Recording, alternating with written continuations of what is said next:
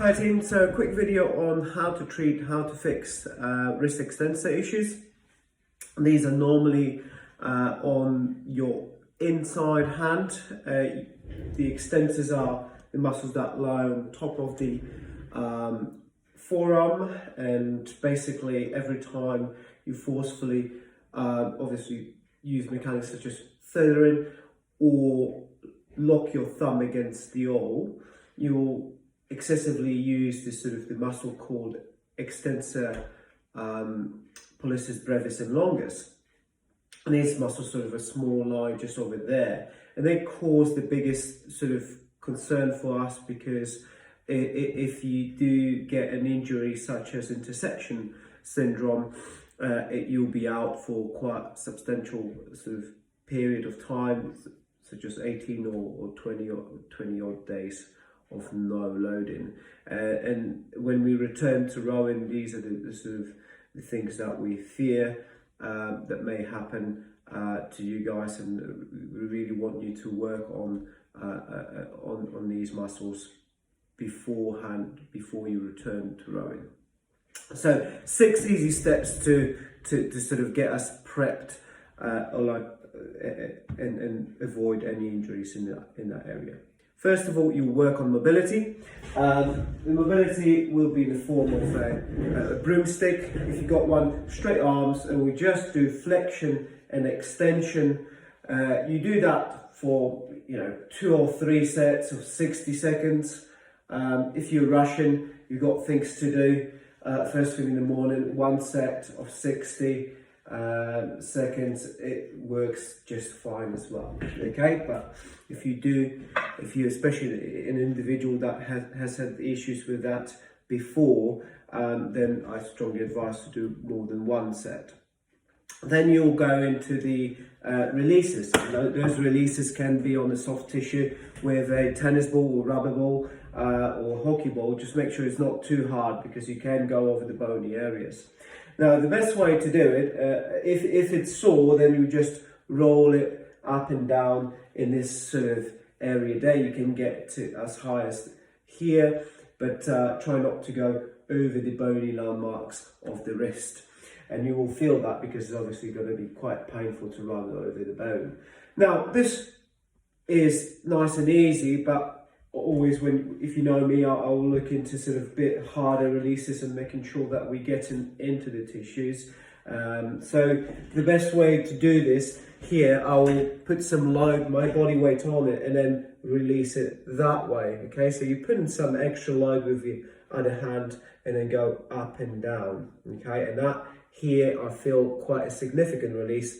On top of that, you can add flexion. So when you add flexion, you're obviously stretching the extensor muscles, and then you can feel a bit more of a significant release in that area. Do it again, same as the mobility, 2 sets of 60 seconds or 3 sets of 60 seconds. I can do it to both sides, but I would really concentrate on your inside arm. Radial nerve glide will be next. So in order for the muscle to fully relax, the nerve has to glide fully, making sure that there's no compression along the way where the nerve crosses the joint. And the nerve that supplies those 2 muscles that we are interested in is the radial nerve. A very simple way of glide that nerve will be to basically, you can do it seated or standing. You'll get the hand straight down the body. You'll bend the head side to side. But first, put your hand on top of the opposite trap, or the side of the inside trap. So the side that you're going to be releasing. And then, as your hand needs to be straight. Your wrist is going to externally rotate. So go away, and then basically the head is going to go to the opposite side. On your return, you're going to go inside and the hand inside.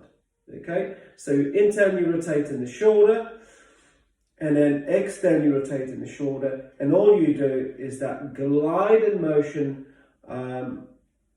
of the nerve, and you do it 2 sets of 20 repetitions. Okay, this shouldn't feel like too much of a stretch. It's just a gentle glide. The next thing is that the 4th step will be to start to isometrically strengthen the muscles. I use a small rubber band. You put it on your 2 digits here. There we go. And basically the rest of the band will go over the MCP. MCP is the joint that we bend here, the biggest joint that you will see when you bend your thumb. So just underneath that, so you can see there, just underneath that the band will go, okay? And the best way to strengthen these is basically the 2 motions. The first one is the thumb extension.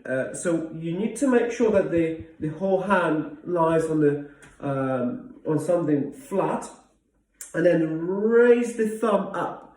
So, and when I do that, I'm not extending the sort of the top of the digit. I'm lifting it all up whilst keeping the base in touch with the table.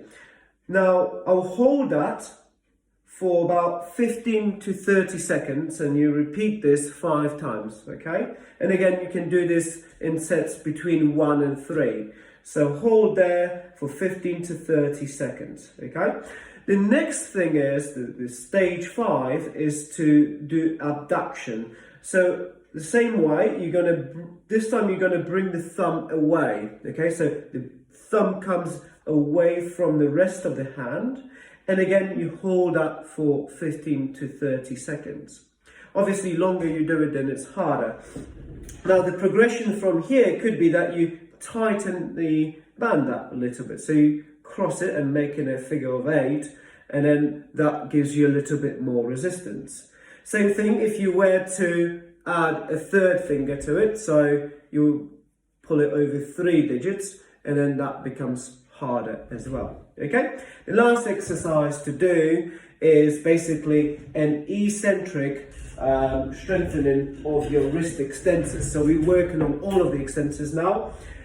We use a small dumbbell, or if you've got no weights at home, can of beans, or simply one of those elastic TheraBands that plenty of you have been given by me anyway. So you can basically go onto the edge of the table, as you can hopefully see here, and you're going to use the other hand to basically lift it up first. You hold it there in flexion, and in extension at the top, and then lower it down slowly between 3 and 5 seconds onto the wrist flexion, okay?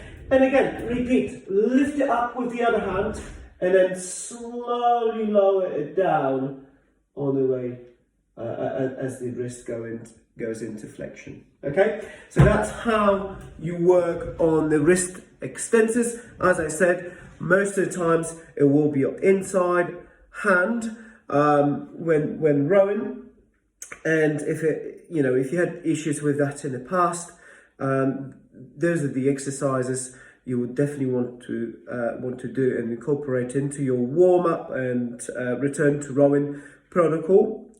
Even if you haven't had it in the past, I would strongly recommend you do at least a set of all of these steps to prevent those injuries. Okay, perfect. Thanks a lot.